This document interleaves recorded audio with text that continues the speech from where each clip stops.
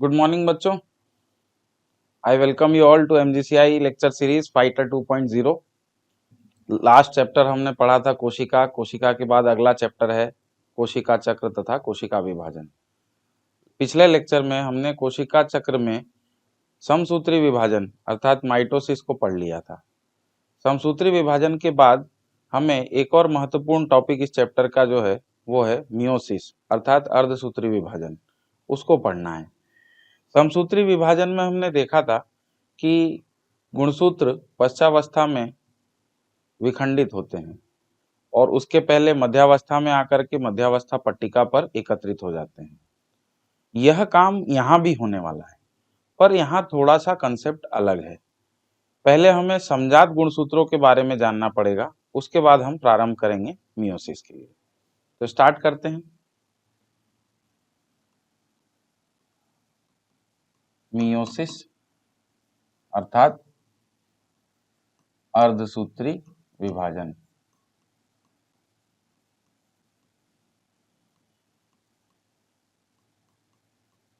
अर्धसूत्री विभाजन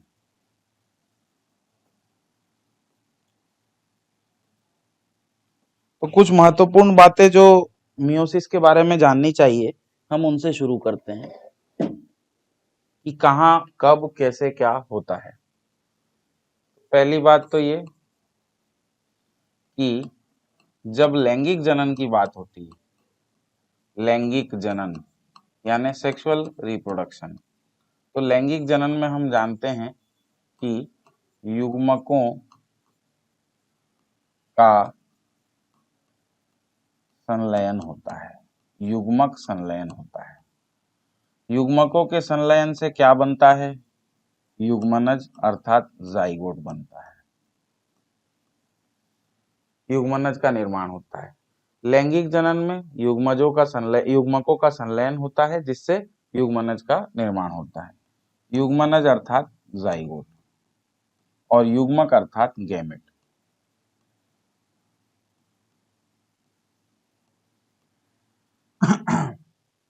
बहुत पहले कुछ वैज्ञानिकों को यह समझ में आया था कि यदि लैंगिक जनन में दो युग्मकों का संलयन हो रहा है तो युग्मकों में गुणसूत्रों की संख्या आधी होनी चाहिए।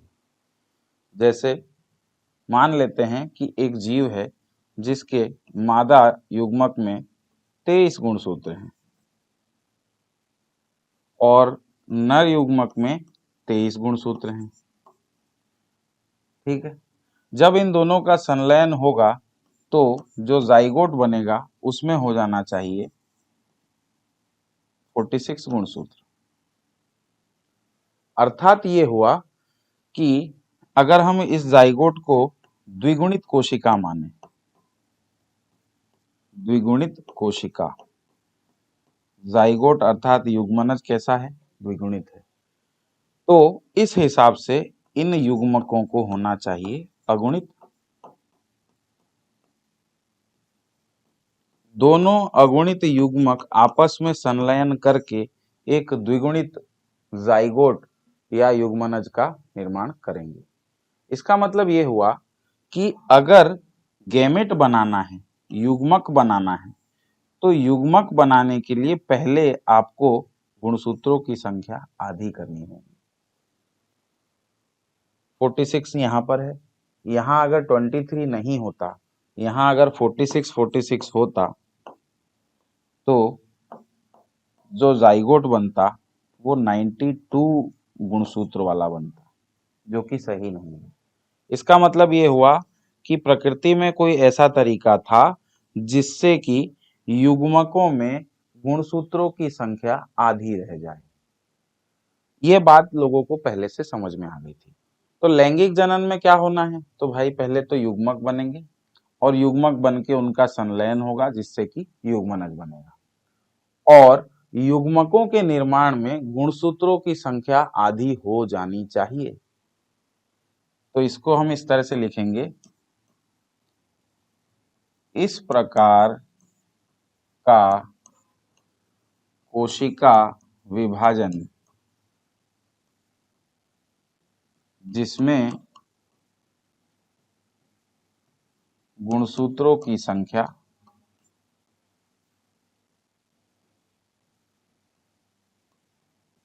गुणसूत्रों की संख्या आधी हो जाए।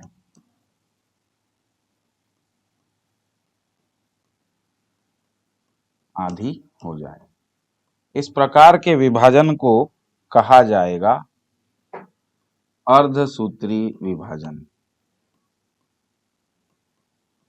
अर्धसूत्री विभाजन।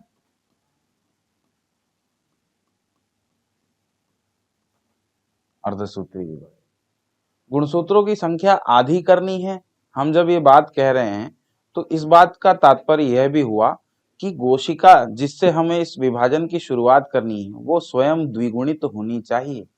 अगर वो स्वयं द्विगुणित नहीं है तो उसका आधा कैसे करेंगे हम? तो जाहिर सी बात है, कुछ विशेष प्रकार की द्विगुणित कोशिकाओं में इस प्रकार का विभाजन संपन्न होता है। कुछ विशेष प्रकार की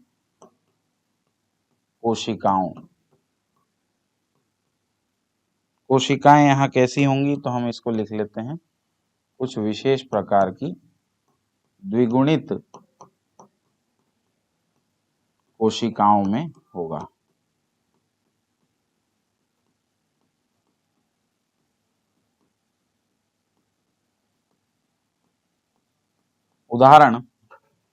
उदाहरण आप चाहें तो इसमें देख सकते हैं, जंतुओं के युग्मक जनन कोशिकाएं। जंतुओं की युग्मक जनन कोशिकाएं, पादपों की युग्मक जनन कोशिकाएं, इनमें होगा ये। और द्विगुणित कोशिका में होगा। कोशिका विभाजन के पश्चात युग्मक जो बनेंगे या जो कोशिकाएं बनेंगी उनमें गुणसूत्रों की संख्या आधी हो जाती है। इसलिए इंग्लिश में इसे रिडक्शनल डिवीजन भी कहते हैं, क्योंकि हम रिड्यूस कर रहे हैं। रिडक्शन मतलब कम करना, रिड्यूस करना, कम करना, रिडक्शनल डिवीजन। अच्छा, उसके बाद क्या होगा? क्या हमें यहाँ पे दो कोशिकाएं मिलेगी जैसा समसूत्री विभाजन में हो रहा था? नहीं, यहाँ पर विभाजन के अंत में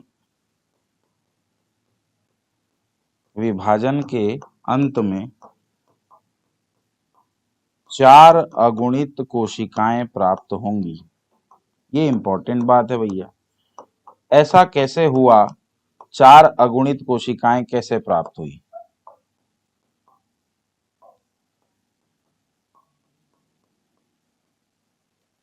चार अगुणित कोशिकाएं कैसे प्राप्त होंगी? इसके लिए आप याद करें, इस चैप्टर के पहले लेक्चर में मैंने बताया था कि 2 क्रमिक विभाजन होंगे, उस बारे में चर्चा करते हैं।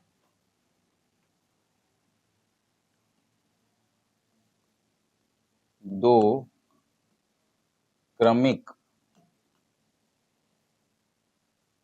विभाजन होंगे। 2 क्रमिक विभाजन होंगे, ठीक है। कैसे होंगे? मान लेते हैं कि ये एक द्विगुणित कोशिका है। इस द्विगुणित कोशिका से पहली बार जब बनेगा, विभाजन होगा, तो विभाजन के पश्चात हमें 2 कोशिकाएं ही मिलेंगी। पहला विभाजन, फर्स्ट डिवीजन, ठीक है। इसमें हमें 2 कोशिकाएं मिलेंगी, परंतु दोनों अगुणित मिलेंगी। आगे इसका एक चक्र और चलेगा, जिसके पश्चात यह कोशिका भी 2 कोशिकाओं में विभाजित होगी और यह कोशिका भी 2 कोशिकाओं में विभाजित होगी। इस प्रकार से हमें दूसरे मियोसिस के अंत में 4 अगुणित कोशिकाएं प्राप्त हो जाएंगी।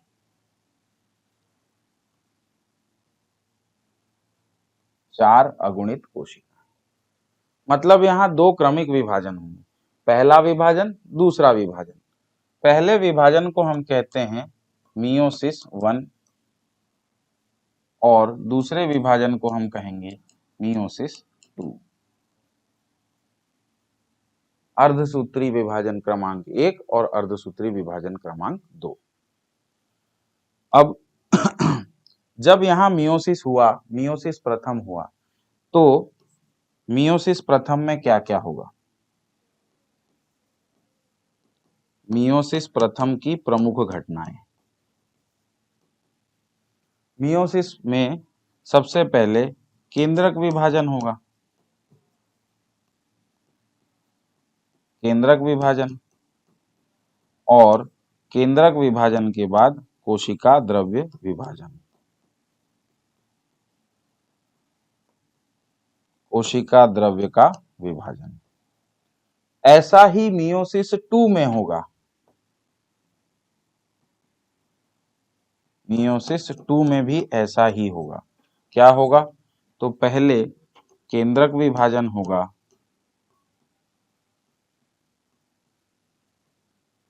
उसके पश्चात कोशिका द्रव्य का विभाजन होगा।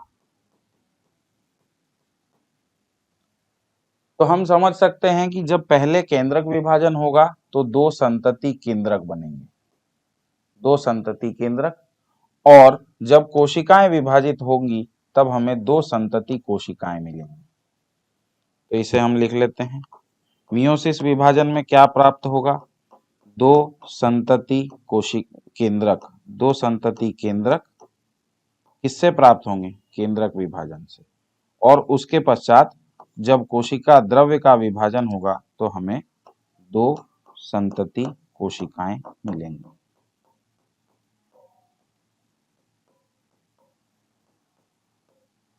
दो संतति कोशिकाएं, ठीक है। इधर भी यही होगा, ये दोनों कोशिकाएं जो हमें प्रथम सूत्री विभाजन, अर्धसूत्री विभाजन में मिली हैं, इन दोनों के साथ यही होगा, दोनों कोशिकाओं में। फिर दोनों कोशिकाओं के केंद्रक विभाजन से दोनों कोशिकाओं में 2 केंद्रक बनेंगे। मैं यहां पर दिखा रहा हूं, एक कोशिका में 2 केंद्रक, और जब कोशिका द्रव्य विभाजन होगा तब चारों कोशिकाएं अलग अलग केंद्रक लेके अलग हो जाएंगी। तो यहां पर हमें मिली 4 कोशिकाएं। इस प्रकार से जो पूरी कहानी चली वो एक कोशिका से स्टार्ट होकर 4 कोशिकाओं पे खत्म होगी। अब इसमें बात आती है कि केंद्रक विभाजन की प्रावस्थाएं जैसी हमने पढ़ी थी क्या वैसी ही होंगी? समसूत्री विभाजन में जैसा पढ़ा था वैसी ही होंगी? नहीं, इसमें थोड़े बदलाव हैं। आइए समझते हैं क्या बदलाव है।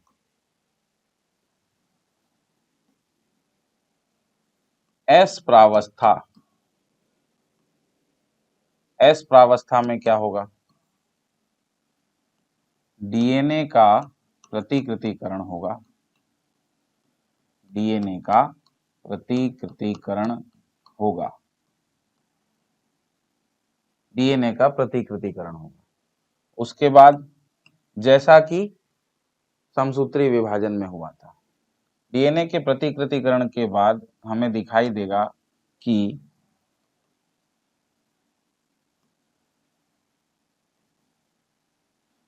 गुणसूत्रों का द्विगुणन हुआ, गुणसूत्रों का द्विगुणन हो जाएगा, ठीक है। पर ये एक बार होगा। एस प्रावस्था कितनी बार आएगी? तो एक बार आएगी। अब इसको यहां पर समझते हैं। जब मैंने यहां बताया कि ये कोशिका आगे विभाजन कर रही है, तो पहले यहां पर रहा होगा G1 प्रावस्था, एस प्रावस्था और G2 प्रावस्था। G1, S, G2 तीनों रहे होंगे, उसके बाद यह विभाजन की अवस्था आती है। तो एस फेज यहां पे रहा था। क्या इस विभाजन के बाद भी एस फेज आएगा? नहीं, यहां नहीं आएगा। एस प्रावस्था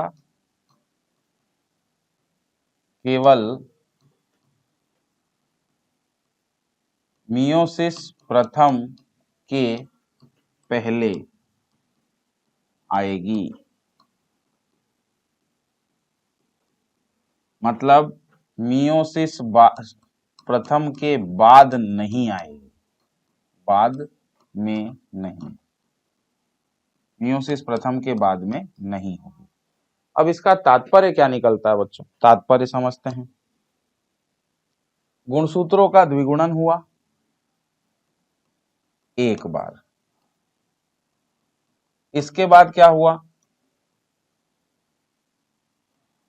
केंद्रक विभाजन, फिर क्या हुआ, कोशिका द्रव्य का विभाजन, उससे हमें क्या मिला, दो संतति कोशिकाएं, दो संतति कोशिकाओं में पुनः केंद्रक विभाजन और दोनों में पुनः कोशिका द्रव्य का विभाजन। इस प्रकार से यहां हमने देखा कि एस प्रावस्था यानी गुणसूत्रों का द्विगुणन, या यूं कह लीजिए कि डीएनए का प्रतिकृतिकरण केवल एक बार हुआ। पूरे विभाजन के दौरान क्या क्या एक बार हुआ, क्या क्या दो बार हुआ, तो हम यहां लिख सकते हैं डीएनए का रेप्लिकेशन,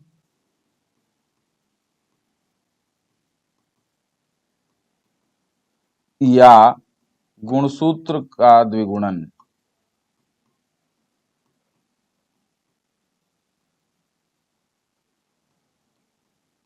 कितनी बार होगा, एक बार होगा। गुणसूत्र का द्विगुणन एक बार। केंद्रक विभाजन कितनी बार होगा, तो केंद्रक विभाजन हुआ यहां पर दो बार, केंद्रक विभाजन दो बार, और कोशिका द्रव्य विभाजन भी दो बार।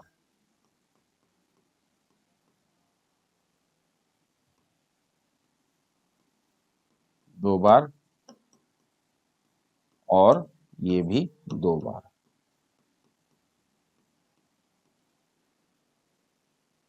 इस तरह से हमको समझ में आता है कि क्रमिक चक्र चलेगा, दो बार क्रमिक केंद्रक विभाजन और कोशिका विभाजन होंगे, लेकिन डीएनए का द्विगुणन या गुणसूत्र का द्विगुणन केवल एक बार होगा।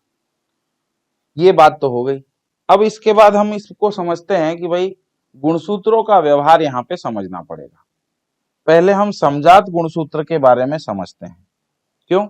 क्योंकि अर्धसूत्री विभाजन में होता है समजात गुणसूत्रों का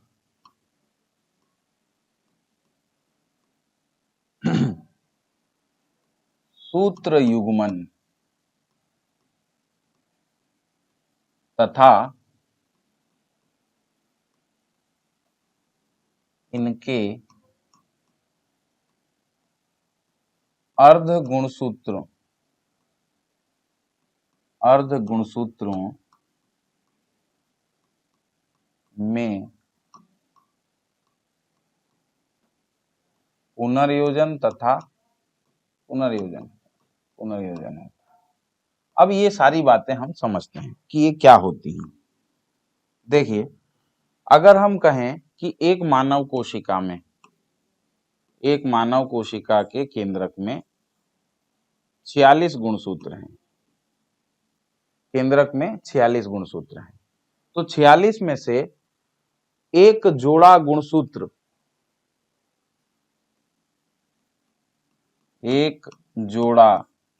गुणसूत्र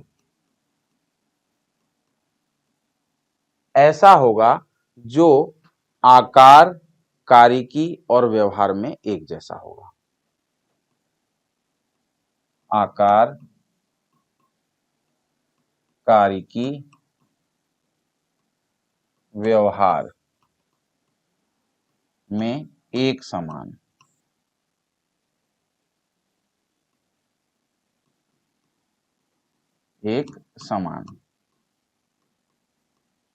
ठीक है, एक जोड़ा गुणसूत्र की बात कर रहे हैं हम, जो कि आकार, कारिकी, व्यवहार में एक समान होगा। इन गुणसूत्रों पर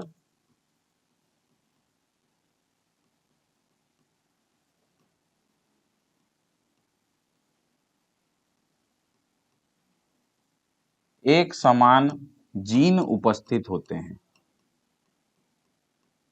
जीन उपस्थित होते हैं।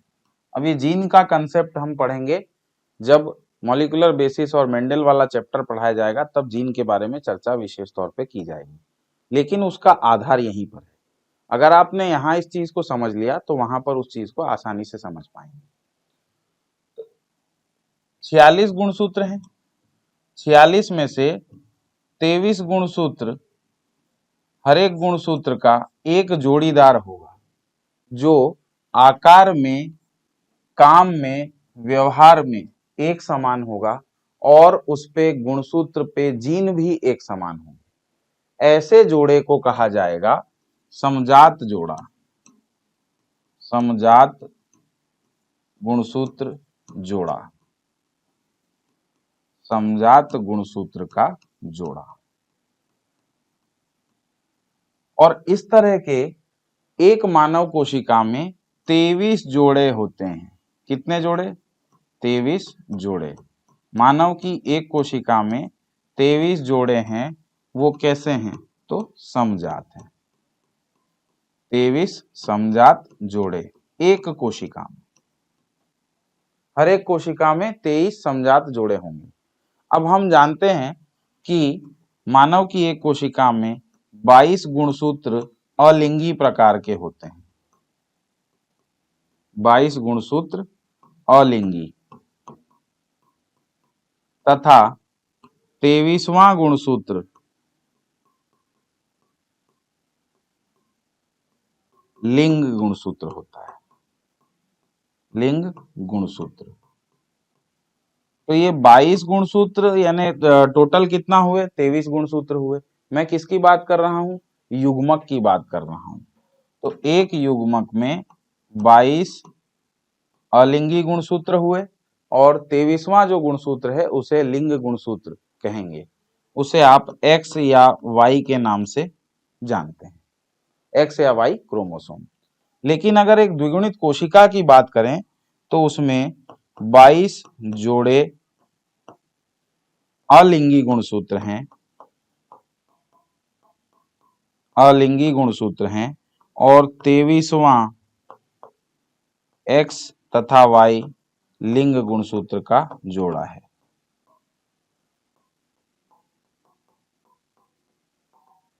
जोड़ा है किसमें होगा ऐसा? तो कोशिका में। ठीक है, तो सबसे पहले हमने समझा कि समजात गुणसूत्र क्या होते हैं। मैं इसको डायग्राम से अगर समझाऊं तो ये कुछ इस तरह से होगा। जैसे मान लिया जाए कि एक गुणसूत्र का आकार इस तरह का है जो कि मध्य केंद्री है। इसका एक जोड़ीदार भी होगा जो कि कैसा होगा? वो भी इसके समान ही होगा। किस किस काम में? आकार में, कार्यकी में, व्यवहार में, और उस पे एक समान जीन उपस्थित होंगे। तो ये एक जोड़ा हो गया जो कि एक जैसा है, इसलिए इसे कहेंगे समजात गुणसूत्र का जोड़ा। इस तरह के 23 जोड़े एक कोशिका में होते हैं, 23 जोड़े एक कोशिका में। ठीक, इनके मध्य में होगा सूत्र युग्मन। मतलब ये सूत्र, ये गुणसूत्र पास में आएंगे और आपस में संगलित होने की प्रयास करेंगे। पूरा संगलन नहीं होगा, पूरा युग्मन नहीं होगा, कुछ कुछ हिस्से इनके पास में आएंगे और आपस में एक दूसरे से हिस्सों का आदान प्रदान या विनिमय करेंगे। मतलब मैं क्या कहना चाह रहा हूं कि यहां से ये गुणसूत्र इस गुणसूत्र से कुछ हिस्सा एक्सचेंज करेगा, जिसे मैं इस तरीके से दिखा सकता हूं। ये इस तरीके से इनमें एक्सचेंज होगा। यहां का हिस्सा कट के इसमें चला जाएगा और इसमें जुड़ जाएगा। दोनों एक दूसरे के हिस्सों का आदान प्रदान करेंगे या विनिमय करेंगे। इस प्रक्रिया को कहा जाता है क्रॉसिंग ओवर। क्रॉसिंग ओवर होता है मियोसिस में। समजात गुणसूत्रों में सूत्र युग्मन और पुनर्योजन होगा, क्रॉसिंग ओवर होगा। कितने समजात जोड़े हैं एक मानव कोशिका में? तो हम जानते हैं 23 जोड़े हैं। अगर कोई स्त्री की बात करें तो स्त्री में दोनों लिंग गुणसूत्र X प्रकार के हैं, तो उसमें 23 जोड़े एक जैसे हैं, 23 समजात जोड़े कहे जाएंगे। ठीक है। और यदि कोई नर है तो उसमें 23वां जोड़ा X तथा Y, तो कैसे लिखेंगे? 22 जोड़े ऑटोसोम या अलिंग गुणसूत्र तथा XX, 22 जोड़े ऑटोसोम तथा XY, ये नर के लिए और मादा के लिए। अब हमें समझना है कि ये पास में क्यों आते हैं। ये पास में आना इनके बीच में एक्सचेंज करवाने के लिए जरूरी है। तो पहले ये पास में आएंगे, पास में आने को कहा गया सूत्र युग्मन। और इनमें जब आदान प्रदान हो चुका है या हो रहा है, उस प्रक्रिया को कहा जाता है पुनर्योजन। ठीक है, पुनर्योजन। तो अर्धसूत्री विभाजन में हमने देखा कि समजात गुणसूत्रों में होगा सूत्र युग्मन और उनमें आदान प्रदान होगा हिस्सों का। ये महत्वपूर्ण घटना है। इस महत्वपूर्ण घटना से ही क्या होता है? तो विभिन्नता आती है, युग्मकों में विभिन्नता आएगी। इसका इंपॉर्टेंस यही है बच्चों। क्या इंपॉर्टेंस है? कि युग्मकों में आनुवांशिक विभिन्नता,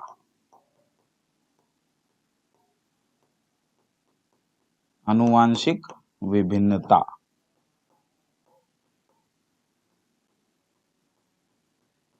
आएगी।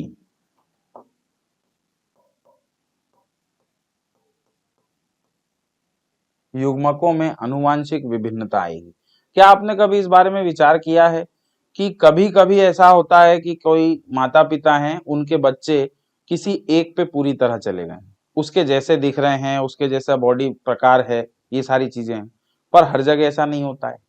मतलब ये हुआ कि युग्मकों के बीच में जब लेन देन होता है, गुणसूत्रों के बीच में जब लेन देन या आदान प्रदान होता है, तो वो निश्चित नहीं होता कि किस प्रकार का बनेगा। मतलब युग्मक फिक्स प्रकार के नहीं बनते हैं, युग्मक अलग अलग प्रकार के बनते हैं। और ये युग्मक अलग अलग प्रकार के क्यों बनते हैं? क्योंकि इनके बीच में आदान प्रदान हो जाता है, जीन्स का एक्सचेंज हो जाता है। एक समान जीन थे और जीन में एक्सचेंज होगा, एक्सचेंज होने के कारण युग्मकों में आएगी विभिन्नता। विभिन्नता अगर अगली पीढ़ी में गई तो विभिन्नता वो दिखेगी अगली पीढ़ी के बच्चे में। ठीक है, संतति में। तो ये बात हमने समझी कि समजात गुणसूत्र होते हैं। लेकिन हम एक चीज और याद करें कि हमने समसूत्री विभाजन की एस प्रावस्था को जब पढ़ा था, तो एस प्रावस्था में हमने ये देखा था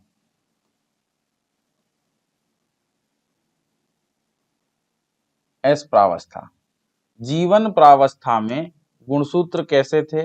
तो अगर मैं ये जीवन प्रावस्था का गुणसूत्र दिखाऊं तो यहाँ पर ये एक गुणसूत्र है। इस गुणसूत्र में एक क्रोमेटिड, यही चीज जब एस प्रावस्था के बाद G2 प्रावस्था में हम बनाते हैं तो हम ये देखते हैं कि एक गुणसूत्र में 2 क्रोमेटिड हैं और दोनों क्रोमेटिड एक दूसरे की हूबहू नकल हैं। ऐसा इसलिए हुआ था क्योंकि इसके बीच में हुआ है डीएनए का रेप्लिकेशन, डीएनए का प्रतिकृतिकरण। डीएनए के प्रतिकृतिकरण के कारण ये दोनों गुणसूत्र, अब इस गुणसूत्र में एक गुणसूत्र में 2 क्रोमेटिड। अब ये गुणसूत्र में जो 2 क्रोमेटिड हैं, इन्हें हम क्या कहेंगे? इन्हें हम कहेंगे 2 सह अर्ध गुणसूत्र या सिस्टर क्रोमेटिड, सिस्टर क्रोमेटिड। ये जो सिस्टर क्रोमेटिड हैं, इनमें सब कुछ एक जैसा है, पूर्णतः एक समान। आकार, व्यवहार, कारिकी, जीन सारे के सारे पूर्णतः एक समान। ठीक है, लेकिन अब इसका समजात जो जोड़ा आएगा उसमें आकार, कारिकी, व्यवहार तो सेम रहेगा, पर जीन का अनुक्रम बदला हुआ रहेगा, डीएनए का अनुक्रम बदला हुआ रहेगा। ये चीज हम आगे समझेंगे। यहां पर क्या समझना है कि जब इस गुणसूत्र का समजात जोड़ा मैं दिखाऊंगा तो इस समजात जोड़े में मान लेते हैं कि ये गुणसूत्र क्रमांक 3 था, मानव कोशिका का गुणसूत्र क्रमांक 3। तो हमारे जोड़े कैसे बनेंगे? 1 का बनेगा 1 के साथ, 2 का बनेगा 2 के साथ, 3 नंबर का 3 के साथ, ऐसे करके हम आ जाएंगे। 22वें का बनेगा 22वें के साथ, x का x के साथ भी बन सकता है और y के साथ भी बन सकता है। तो ये सब क्या है? एक और एक, ये क्या है? समजात गुणसूत्र का जोड़ा। दूसरा नंबर, इनमें क्या समान है? आकार, कारिकी, व्यवहार समान है, तो ये क्या हो गया? एक तीसरा दूसरा समजात जोड़ा। ये क्या है? तीसरा समजात जोड़ा। इस प्रकार से हम देखेंगे कि 23 जोड़े गुणसूत्र के बनेंगे एक मानव कोशिका में। यदि कोई जीव ऐसा है जिसमें द्विगुणित गुणसूत्रों की संख्या होने पर टोटल गुणसूत्र 50 हैं, तो आप क्या बता सकते हैं कि उसमें कितने समजात जोड़े बनेंगे? तो हाँ, जाहिर सी बात है 25 समजात जोड़े बनेंगे। ठीक है, अगर कोई पादप कोशिका है जिसके अंदर गुणसूत्रों की संख्या 24 है, द्विगुणित कोशिका में गुणसूत्रों की संख्या 24 है, तो उसमें कितने समजात जोड़े बनेंगे? तो हम जानते हैं कि 12 समजात जोड़े बनेंगे।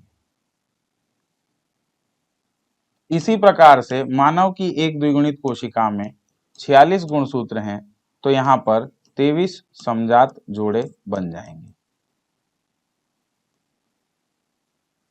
तो ये समजात गुणसूत्रों का कंसेप्ट अगर समझ में आया तो हम इस बात को आगे बढ़ाते हैं। एक गुणसूत्र के दोनों क्रोमेटिड को आपस में क्या कहा था हमने? समसूत्री विभाजन के समय कहा था अर्ध गुणसूत्र। ठीक है, इसे क्या कह रहे हैं वापस दूसरे तरीके से? दो सह अर्ध गुणसूत्र, और ये सब एक समान है, तो ये कहलाए सिस्टर क्रोमेटिड। लेकिन जब समजात जोड़े के बाद हम बात करेंगे तो ये वाला गुणसूत्र इस गुणसूत्र से सिस्टर क्रोमेटिड नहीं कहलाएगा, समजात कहलाएगा। क्या कहेंगे हम इसे? तो यहां कहेंगे non sister chromatid of homologous chromosome. Homologous chromosome, या इसे हम कहें कि समजात गुणसूत्र जोड़े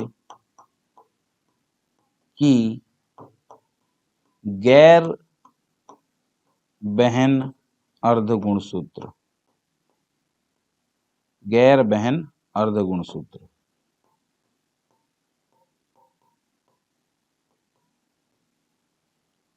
यहां पर मैं ये बात फिर से हाईलाइट कर दूं कि इन दोनों गुणसूत्रों को आपस में कहा जाएगा सिस्टर क्रोमेटिड या बहन अर्ध गुणसूत्र। लेकिन इस गुणसूत्र का जो समजात जोड़ा है उनके क्रोमेटिड आपस में सिस्टर क्रोमेटिड नहीं कहलाएंगे। क्यों? क्योंकि वो एक जैसे नहीं होंगे डीएनए अनुक्रम में। डीएनए अनुक्रम इनका अलग हो सकता है। इस कारण इन दोनों को आपसी रिश्ता अगर कहेंगे तो क्या कहलाएगा? Non sister chromatids of homologous chromosome pair, मतलब समजात गुणसूत्र जोड़े की गैर बहन अर्ध गुणसूत्र। और जो मैं सूत्र युग्मन और सूत्र युग्मन के पश्चात उनमें विनिमय की बात कर रहा था, वो भी इन्हीं के बीच होगा। किनके बीच होगा? तो समजात गुणसूत्र जोड़े की गैर बहन अर्ध सूत्रों के बीच में होगा। मतलब जो भी जीन विनिमय होना है वो इन दोनों में और इन दोनों में होना है। ये दोनों तो एक जैसी हैं पूरी, तो विनिमय करके कोई मतलब नहीं है। लेकिन समजात जोड़े की जब बात करेंगे तो ये गैर बहन अर्ध गुणसूत्रों के बीच में विनिमय होगा। विनिमय किसके बीच में होगा? गैर बहन अर्ध गुणसूत्रों के बीच में विनिमय होगा। इंपॉर्टेंट पॉइंट है, गैर बहन अर्ध गुणसूत्रों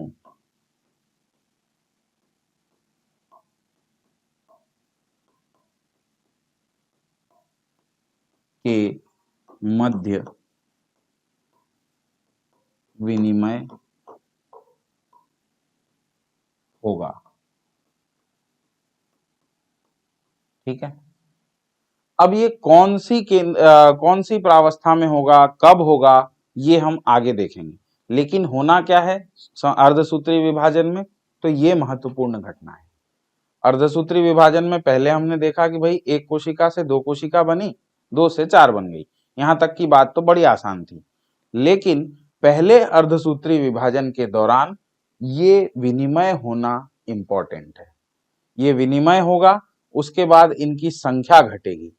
समसूत्री विभाजन में आपने क्या सोचा था कि जिस तरह से अगर मैं समसूत्री की बात करता हूं तो समसूत्री विभाजन में मध्यावस्था की हमने जब बात की थी तो गुणसूत्र सारे के सारे यहां पर व्यवस्थित हो गए थे, जिसे हम कह रहे थे मध्यावस्था पट्टिका। सारे गुणसूत्र मतलब कितने गुणसूत्र मध्यावस्था पट्टिका में रहे होंगे समसूत्री विभाजन में, तो आप सीधा सा जवाब देंगे कि यहां पर 46 गुणसूत्र मध्यावस्था पट्टिका पे थे। 46 गुणसूत्र मध्यावस्था पट्टिका पर व्यवस्थित थे। ठीक है, पर ये कहानी यहां नहीं होगी। अर्धसूत्री विभाजन की कहानी थोड़ी अलग चलेगी। कैसे अलग चलेगी देखते हैं।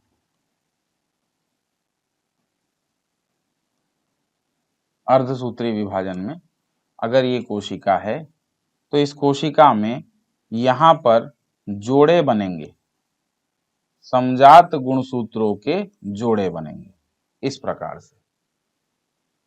अगर मैं मान लूं कि यहाँ चार गुणसूत्र थे तो चारों के चारों यहाँ पर मध्यावस्था पट्टिका पर व्यवस्थित थे। ठीक है, अब ये मध्यावस्था पट्टिका पे आपको चार गुणसूत्र दिख रहे हैं, लेकिन ये चार गुणसूत्र अगर यहाँ पर होते तो वो कुछ इस प्रकार से व्यवस्थित होते जैसा कि दिखाया गया है, अपने अपने जोड़ीदार के साथ। तो ये समजात जोड़ा नंबर 1 मान लीजिए और वो समजात जोड़ा नंबर 2 मान लीजिए। तो इस प्रकार के 23 समजात जोड़े हैं एक मानव कोशिका में, तो इस तरह से 23 समजात गुणसूत्रों का जोड़ा आएगा। तो एक मध्यावस्था पट्टिका पर, ये मध्यावस्था पट्टिका यहाँ पर 23 गुणसूत्र, ये दूसरी मध्यावस्था पट्टिका इस पर भी 23 गुणसूत्र। ठीक है, और अब ये अलग अलग हो जाएंगे। जैसा हमने देखा था तर्कु तंतु इन्हें खींच ले जाएंगे विपरीत दिशाओं में। तो जब ये अलग हो गए तो हम समझ पा रहे हैं कि यहाँ पे क्या हुआ, यहाँ पर एक जोड़ा दो गुणसूत्र तो इधर चले गए और दो गुणसूत्र जुड़े इधर आ गए। तो दोनों तरफ कितने कितने गुणसूत्र पहुंचे, दो ऊपर दो नीचे, टोटल कितने थे? चार। यहाँ पर तो चार के चार एक ही मध्यावस्था पट्टिका पे थे। अगर आप चार देखें चित्र के हिसाब से और मानव के हिसाब से देखें तो 46, 46 के 46 एक ही मध्यावस्था पट्टिका पे थे। लेकिन अर्धसूत्री विभाजन में ये होगा कि यहाँ पर मध्यावस्था पट्टिका बनेगी दो और हर मध्यावस्था पट्टिका में 23 गुणसूत्र व्यवस्थित होंगे। और जब ये एक दूसरे से अलग होंगे तो अलग होने के पश्चात दोनों ध्रुव पर आधे आधे बढ़ जाएंगे। इस प्रकार से गुणसूत्रों की संख्या आधी होगी। गुणसूत्रों की संख्या क्या होगी? आधी होगी। तो आधी संख्या कितनी हो गई? आधी।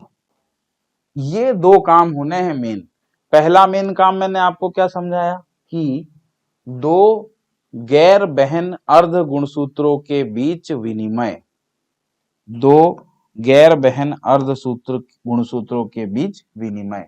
दूसरा इंपॉर्टेंट काम जो होगा वो ये होगा, गुणसूत्रों की संख्या रह जाएगी आधी।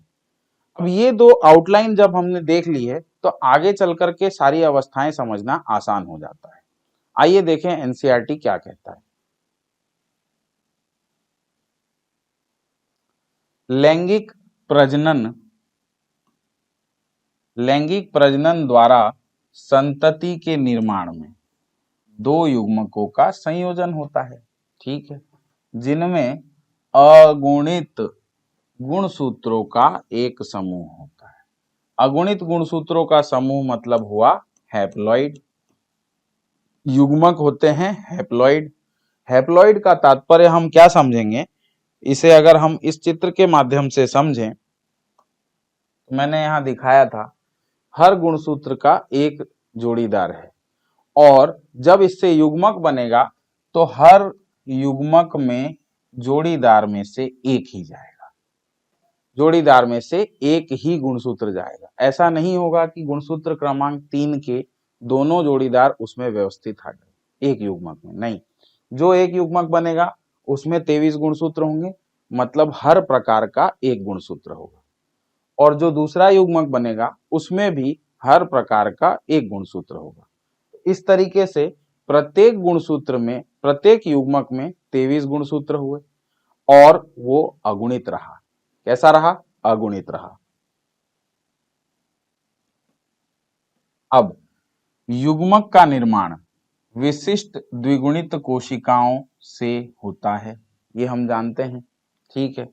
यह विशिष्ट प्रकार का कोशिका विभाजन है, मतलब अर्धसूत्री विभाजन किस प्रकार का है? विशिष्ट प्रकार का कोशिका विभाजन है, जिसके द्वारा बनने वाली अगुणित संतति कोशिका में गुणसूत्रों की संख्या आधी हो जाती है, इसलिए ये विशेष प्रकार का कोशिका विभाजन हुआ। इस प्रकार के विभाजन को अर्धसूत्री विभाजन कहते हैं। लैंगिक जनन करने वाले जीवधारियों के जीवन चक्र में अर्धसूत्री विभाजन द्वारा अगुणित अवस्था उत्पन्न होती है। अब इस बात को समझिए कि जैसे कोई जीव मान लीजिए, जैसे हाथी मान लीजिए या पौधा कोई सा भी मान लीजिए, तो इस पौधे के शरीर की सभी कोशिकाएं, इस पौधे के काया की सभी कोशिकाएं, लगभग सभी कोशिकाएं द्विगुणित प्रकार की होंगी। या आप एक मनुष्य मान लीजिए, मनुष्य में या फिर कोई चौपाया जानवर मान लीजिए, उसमें भी शरीर की लगभग सभी कोशिकाएं द्विगुणित प्रकार की होंगी। तो ये द्विगुणित अवस्था है, परंतु उसके शरीर में अगर कोई वृषण है, जैसे मान लीजिए वृषण है, वृषण में होगा स्पर्म का उत्पादन, स्पर्म प्रोडक्शन होगा, और अंडाशय है तो उसमें अंड कोशिका का निर्माण होगा। तो ये अंडाशय और वृषण, ये दो अंग ऐसे होंगे उसमें जिससे कि वहां पर अगुणित अवस्था भी दिखाई देगी।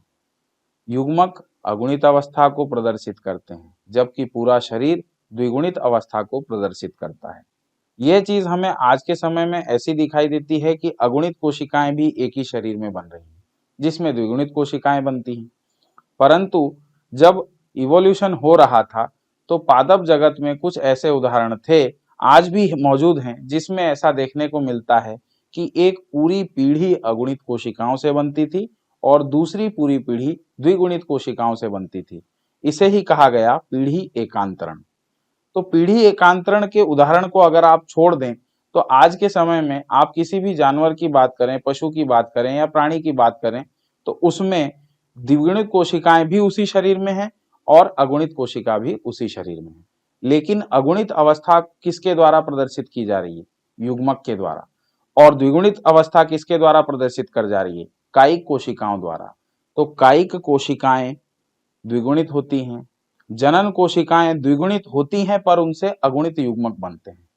ये बात हमें ध्यान रखनी चाहिए। तो बात यह है, लैंगिक जनन करने वाले जीवधारियों के जीवन चक्र में अर्धसूत्री विभाजन के द्वारा अगुणित अवस्था उत्पन्न होती है। कहां? जीवधारियों के जीवन चक्र, ठीक है। एवं जब निषेचन होता है, फर्टिलाइजेशन होता है, तो वापस द्विगुणित अवस्था पुनः स्थापित होती है। क्या हमने ये बात यहां की थी? देखिए, सबसे पहली स्लाइड जो आज हमने डिस्कस की उसमें हमने इस बारे में चर्चा की थी कि देखिए, जब जाइगोट बना तो वो द्विगुणित था, जब युग्मक बने थे तो वो अगुणित थे। अगुणित युग्मक जब आपस में संलयित करते हैं, संयोजन करते हैं, तो द्विगुणित अवस्था पुनः स्थापित हो जाती है। ये बात वहां पे कही जा रही है। तो इस बात को इसी तरीके से याद करना होता है कि युग्मक निर्माण से युग्मक जीवधारियों की अगुणित अवस्था को प्रदर्शित करता है, परंतु युग्मक संयोजन होने से जब युग्मनज का निर्माण होता है तो द्विगुणित अवस्था पुनः स्थापित हो जाती है। ठीक है। पादपों एवं प्राणियों में युग्मक जनन के दौरान अर्धसूत्री विभाजन होता है। पादपों एवं प्राणियों में, दोनों में कहा है, इंपॉर्टेंट है, युग्मक जनन के दौरान अर्धसूत्री विभाजन होता है। क्या हमेशा अर्धसूत्री विभाजन होगा या हर कहीं, हर किसी कोशिका में होगा, हर किसी अंग में होगा? नहीं, हर ऊतक में होगा ही नहीं। जहां जिस ऊतक को युग्मक निर्माण करना है, युग्मक जनन करना है, केवल वहीं पर अर्धसूत्री विभाजन होगा, जिसके परिणाम स्वरूप अगुणित युग्मक उत्पन्न होते हैं। अर्धसूत्री विभाजन की मुख्य विशेषताएं निम्नवत है, इस पर ध्यान दीजिएगा।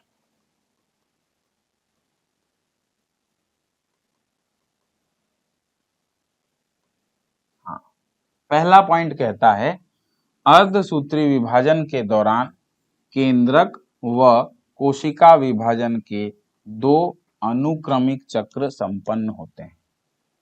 मतलब 2 बार केंद्रक विभाजन, 2 बार कोशिका विभाजन, लेकिन सीक्वेंस कैसा रहेगा? 1 बार केंद्रक विभाजन, फिर कोशिका विभाजन, फिर केंद्रक विभाजन, फिर कोशिका विभाजन। तो ये सीक्वेंस रहेगा, जिसे अर्धसूत्री 1 तथा अर्धसूत्री 2 कहते हैं। ठीक है। इस विभाजन में डीएनए प्रतिकृति का सिर्फ एक चक्र पूर्ण होता है। तो हमने ये बात डिस्कस की थी कि डीएनए रेप्लिकेशन होगा 1 बार, लेकिन न्यूक्लियर डिवीजन होगा 2 बार, और साइटोकाइनेसिस भी होगा 2 बार। एस अवस्था, जैसा कि हमेशा हमने समसूत्री में पढ़ा है, एस अवस्था में पैतृक गुणसूत्रों के प्रतिकृति के साथ, पैतृक गुणसूत्रों की क्या होगी? प्रतिकृति। यहां ध्यान देंगे, गुणसूत्रों की प्रतिकृति कही, किसकी? पैतृक गुणसूत्रों की प्रतिकृति के साथ समान संतति अर्ध गुणसूत्र बनने के बाद अर्धसूत्री एक अवस्था प्रारंभ होती है। बस वही मतलब है जैसा हमने देखा था। एस प्रावस्था के पहले, यानी कि जीवन प्रावस्था में, जीवन प्रावस्था, जीवन के बाद आएगी एस और इसके बाद आएगी G2 प्रावस्था। तो एस प्रावस्था में डीएनए का द्विगुणन हुआ या प्रतिकृतिकरण हुआ, जिसके पश्चात इस तरह का हमें देखने को मिलता है, एक क्रोमेटिड में एक गुणसूत्र में 2 क्रोमेटिड। ये काम बताया जा रहा है कि ऐसा अवस्था में पैतृक गुणसूत्र की प्रतिकृति के साथ समान संतति अर्ध गुणसूत्र बनने के बाद अर्धसूत्री 1 का प्रारंभ होता है। इसके बाद प्रारंभ होगा मियोसिस 1। अर्धसूत्री 2 विभाजन में, अर्धसूत्री 2 विभाजन में नहीं, यहां पर एनसीईआरटी ने गलती कर दी, प्रिंटिंग मिस्टेक है। अर्धसूत्री 1 में होगा, में समजात गुणसूत्रों का होगा युगलन और पुनर्योजन, जैसा कि हमने डिस्कस किया है। ठीक है। फिर मुख्य बातों में और कौन सी बात बची? तो देखिए, अर्धसूत्री 2 के अंत में 4 अगुणित कोशिकाएं बनेंगी। 4 अगुणित कोशिकाएं। अर्धसूत्री विभाजन को निम्न अवस्थाओं में वर्गीकृत किया गया है। अब हम देखेंगे क्या कि अर्धसूत्री विभाजन में जो केंद्रक विभाजन है, अर्थात कैरियोकाइनेसिस 1 है, कैरियोकाइनेसिस 1, कैरियोकाइनेसिस 1 जो है उसकी 4 प्रावस्थाएं हैं। पूर्वावस्था 1, मध्यावस्था 1, पश्चावस्था 1, अंत्यावस्था 1। ये हमने सबसे पहले लेक्चर में बात कर ली थी। उसके बाद अर्धसूत्री विभाजन 2 में भी कैरियोकाइनेसिस की प्रावस्थाएं अगर हम देखें तो वही 4 प्रावस्थाएं हैं। कैरियोकाइनेसिस क्रमांक 2 में पूर्वावस्था 2 होगी, मध्यावस्था, पश्चावस्था और अंत्यावस्था सभी 2-2। तो पहले हम पढ़ेंगे अर्धसूत्री विभाजन 1, उसके बाद हम पढ़ेंगे अर्धसूत्री विभाजन 2। तो आज के लेक्चर में यहीं तक था। अगले लेक्चर में हम अर्धसूत्री विभाजन 1 की स्टार्टिंग करेंगे। ठीक है, मिलते हैं नेक्स्ट लेक्चर में बच्चों। Thank you.